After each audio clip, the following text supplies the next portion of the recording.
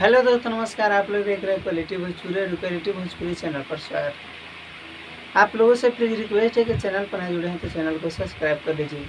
चलिए वीडियो को स्टार्ट करते हैं। बता दें कि अगर प्रमोद प्रेम यादव जी के फैंस अगर देखने वाले हैं तो थोड़ा सा आप लोग नाराज़ ना होइएगा। जो कि वीडियो में जो हम फैक्ट बात है उसको बताने वाला हूँ, तो किसी का बुरा भी लग सकता है कि रोज़ प्रमोद प्रेम यादव जी का न्यूज़ बनाता था और आज उनको बुराइयाँ कर रहा है।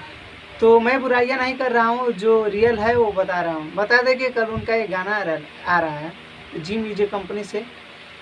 पोस्टर आप लोग देखिएगा तो इतना ख़राब पोस्टर आज तक मैंने किसी भी कंपनी का ऐसा पोस्टर नहीं देखा। उससे अच्छा पोस्टर का डिज़ाइन तो हम फ़ोन से कर देते हैं और लगता नहीं कि सिस्टम का फ़ोटो है। आप लोग स्क्रीन पर देख सकते हैं। गाना का टाइटल है लोटा छूटलस देवघर में। नहीं राइटर का नाम लिखा हुआ है, न म्यूजिक डायरेक्टर का नाम लिखा हुआ है, बस कंपनी का नाम लिखा हुआ है और रिलीजिंग डेट लिखा हुआ है 6 बजे और 18 जुलाई को।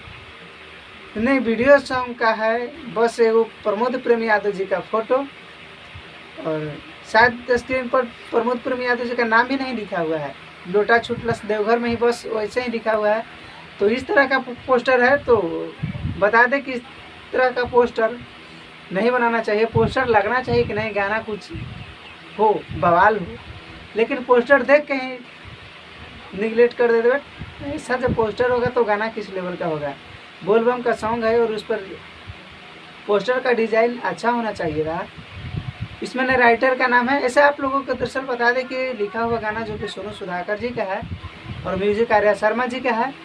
तो कल रिलीज होने वाला है, तो पहले ही इसलिए बता रहा हूँ कि जब रिलीज होगा उस समय आप लोग थंबनेल अच्छा बनाइएगा, क्योंकि और छोटा से कंपनी से अगर गाना रिलीज होता है तो ऐसा पोस्टर का डिज़ाइन रहता है कि नहीं लगता है।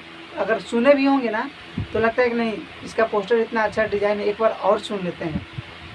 लेकिन आप लोग देख लिए तो कमेंट में ज़रूर बताइएगा कि क्या ये सच में है या नहीं, या हम खुद से बोल रहे हैं।